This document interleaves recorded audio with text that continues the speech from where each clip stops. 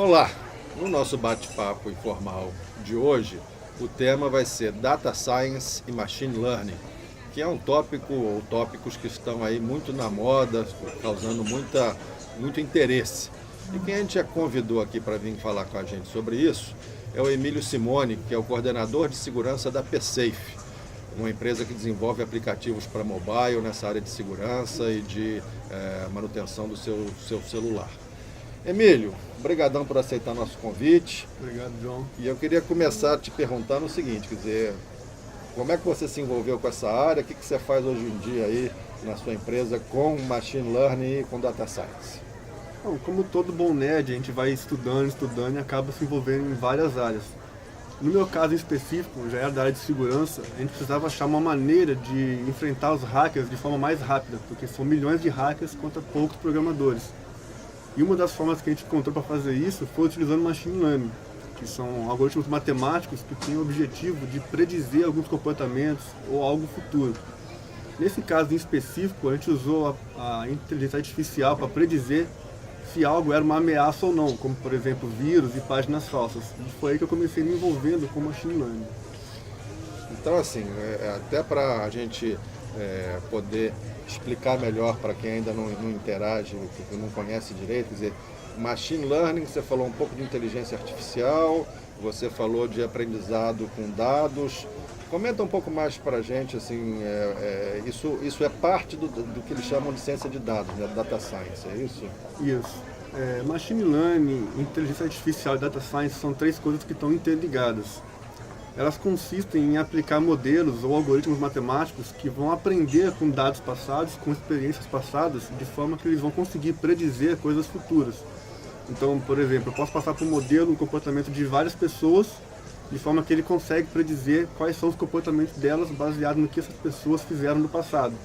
Então, se um indivíduo, por exemplo, em recomendação, que a gente usa muito, mostrar para o usuário algo num sistema de e-commerce para ele comprar, para ele consumir.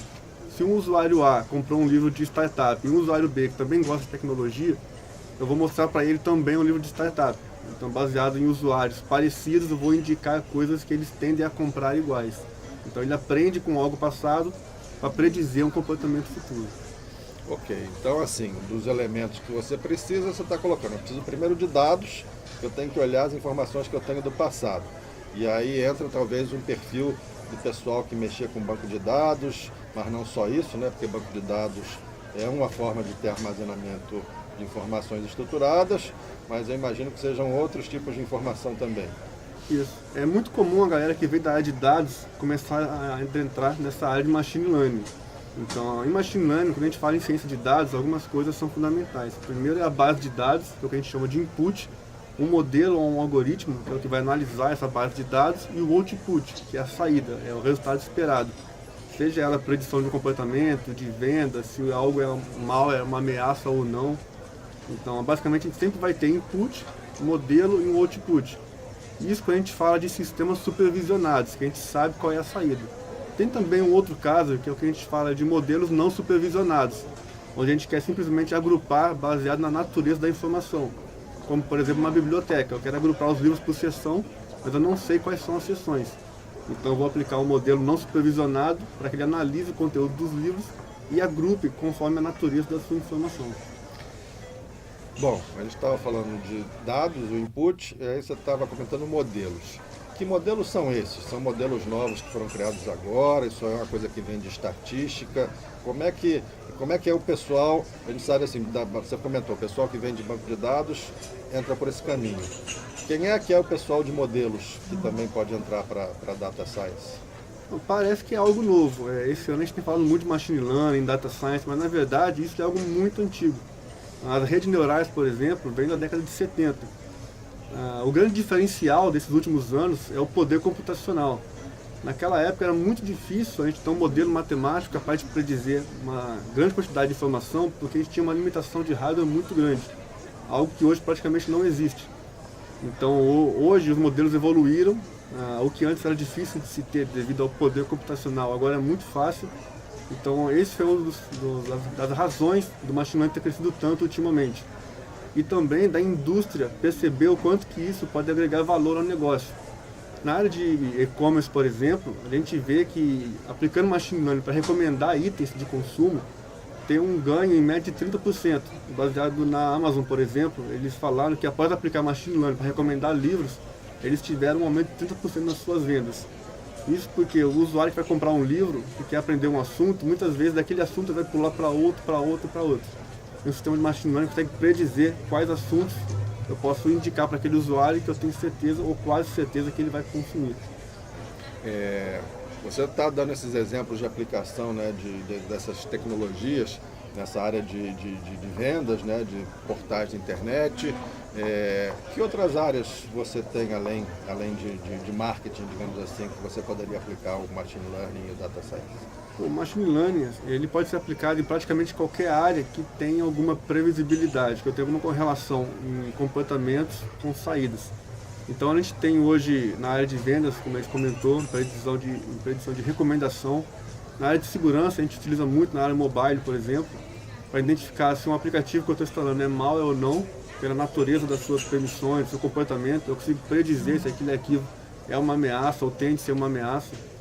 Com relação a páginas, por exemplo, que o usuário acessa todo dia, eu posso predizer se aquela página é falsa ou não com o sistema de machine learning.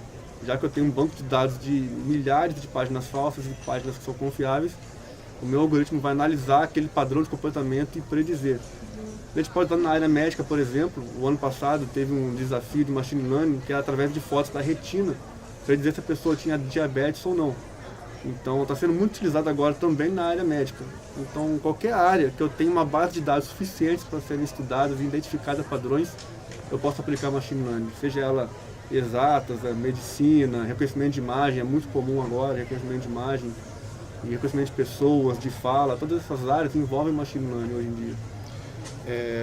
Tenho ouvido falar muito também do pessoal captando informações das redes sociais. É isso mesmo? Que você consegue extrair informação ali de redes sociais para fazer algum uso dessa informação? Consegue em várias áreas. O Facebook, por exemplo, ele tem duas áreas distintas. Ele usa o sistema machine learning para reconhecer bots, ou seja, perfis que não são verdadeiros, são robôs, e também para indicar anúncios. Então, quando você recebe um anúncio no Facebook, aquele anúncio ele foi exibido para você porque o algoritmo do Facebook tem certeza que aquele anúncio você tem uma alta probabilidade de consumir, seja através de clique, de instalação. Então tudo que você vê hoje é baseado em machine learning praticamente. Muito interessante isso, né? Quer dizer, então, assim, você acha que apareceu ali aleatoriamente, mas na realidade teve todo um algoritmo por trás dizendo.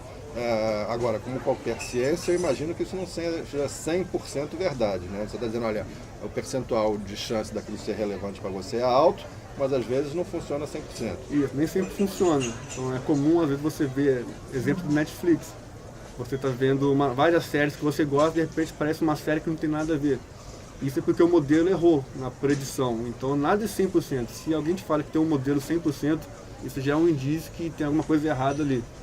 Pode até ser que funcione, mas a pessoa está vendendo muito mais do que faria. Assim como qualquer coisa, tem uma margem de erro. Então o ideal é a gente trabalhar com margens de erros pequenas. E a forma de medir o erro varia muito conforme o problema. No caso de recomendação, a gente utiliza erros baseados no que o usuário não consumiu, no que eu mostrei para ele e ele não consumiu. No caso de segurança, a gente utiliza como erro um falso positivo ou falso negativo. Vírus, que é classificado como confiável, e arquivos confiáveis, que são classificados como vírus. Então varia muito de qual é o problema. E qual é o perfil do profissional quer dizer, você, imagino que você esteja trabalhando, que tenha mais gente trabalhando com você, qual é o nome do cargo que você dá para essa turma? Varia? Como é que você anuncia uma vaga de cientista de dados? Como é que é isso? Aí varia muito de empresa, do cargo. Normalmente a gente anuncia como cientista de dados, mas pode ser como estatístico. Porque não necessariamente um cara que trabalha com data science tem que ser matemático. Muita gente acha que tem que ler livros de matemática para trabalhar com data science. Então, na verdade, quando a gente fala data science hoje, machine learning, ninguém vai criar um algoritmo do zero, a não ser que esteja fazendo uma tese de mestrado ou algo assim, venha do meio acadêmico. Na verdade, a gente vai usar modelos prontos, criados por outras pessoas. A gente vai estudar os dados, por isso que vem o data science. A gente tem que pegar o input, os dados, estudar, fazer aquilo virar algo útil e aí aplicar um modelo que já é pronto, um modelo já consolidado do mercado. Então ninguém vai criar um modelo do zero, nós vamos pegar modelos prontos e aplicar. Então, com relação ao cargo, pode ser cientista de dados, estatísticos, programador. Aí vai muito da empresa, de qual é a direção que ela quer dar para o machine learning dentro dela.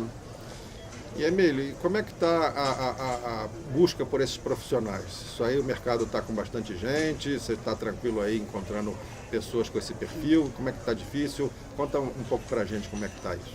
Está extremamente difícil. Apesar de ser uma área que tem muita gente interessada, muitas pessoas não sabem como começar. E aí acaba tornando difícil conseguir profissionais nessa área. Pra você ter uma ideia, a gente tem vagas abertas há meses na TSafe e a gente não acha pessoas com perfil de Data Science. Porque tem que ser um tipo de pessoa que gosta de analisar os dados, olha para aqueles números ou para aquelas palavras e começa a imaginar combinações, como ele pode combinar aquilo, como ele pode criar gráficos para estudar aquilo. Então é um mercado que está muito quente, precisando de gente, mas ao mesmo tempo as pessoas que querem aprender não sabem como começar nessa área. Elas acham que tem que comprar uma série de livros, então muitas vezes o ponto inicial nem é por aí, porque é um ponto inicial complicado. Você pegar um livro de matemática, de estatística, é difícil para quem não é matemático olhar para aquilo de primeiro e gostar. E muitas vezes você não precisa disso. Uma base matemática vai te ajudar muito, vai ser o seu diferencial, mas não é um pré-requisito para você começar com machine learning. Bom, você falou assim os caminhos complexos e que não necessariamente seriam os caminhos ideais. Então o meu gancho para você é, qual é a sua dica para quem quer começar? Por onde é que seria esse caminho para quem está interessado por esse tema? Assim, eu tive a sorte de começar por exigência do mercado, por exigência do combate à fraude. Mas o ideal para quem quer começar é ver o que existe hoje de modelos prontos, começar a usar, fazer pequenos protótipos. Na internet existem vários bancos de dados disponíveis e gratuitos para você baixar e começar a brincar com machine learning, com predição. Então começa pegando modelos públicos, começa pegando esses bancos de dados públicos e faz pequenas predições, vê como é que funciona. Entendendo que o básico é simplesmente você ter uma linguagem de programação, é muito comum Python ou R, a maioria é Python, é uma linguagem fácil de começar, pegar uma biblioteca pronta de machine learning, que é o Scikit, por exemplo, e começar a brincar com ela, carregar os dados, fazer um modelo de predição. Tem modelos muito comuns como suporte vector machine, redes neurais, algoritmos genéticos. Então prediz e checa, pô, acertei, não acertei. Uma outra forma que pode acelerar muito são as competições ou a parte de pós-graduação. Eu gosto muito de competição porque você vai ter várias pessoas que são boas de machine learning e vão estar compartilhando conhecimento enquanto você está competindo com elas e em alguns casos pode até ganhar grandes quantias em dinheiro ou até ganhar um cargo. Então hoje existem startups que provêm desafios de machine learning onde você pode competir por um valor financeiro ou por uma vaga. E apesar de ser uma competição, é comum que muitas pessoas, muitos data science muito experientes compartilhem como eles fazem, como eles chegam às conclusões. Então esse é um dos pontos de partida que eu mais indico, competições, junto com boas leituras. Emílio, fantástico. Acho que você deu aí uma quantidade de número de dicas. A gente está chegando ao final aqui do nosso bate-papo. E eu queria então pedir para você fazer aí um resumo final, uma colocação final, uma dica final, quem sabe, para a gente encerrar aqui a nossa conversa hoje. A minha dica é ser persistente, tem que aprender, pode parecer difícil de início, mas é só a questão inicial. Se tiver a possibilidade de fazer um curso, uma graduação, isso vai ajudar muito. Se tiver comunidades perto de onde você mora, então se envolva nessas comunidades para poder se discutir, trocar ideias, falar com pessoas que já estão nessa área. E é uma área que está crescendo muito, a gente precisa de gente nessa área, então basta se esforçar que é possível todo mundo aprender machine learning. Emílio, super obrigado, valeu aí, nota 10. Obrigado, João.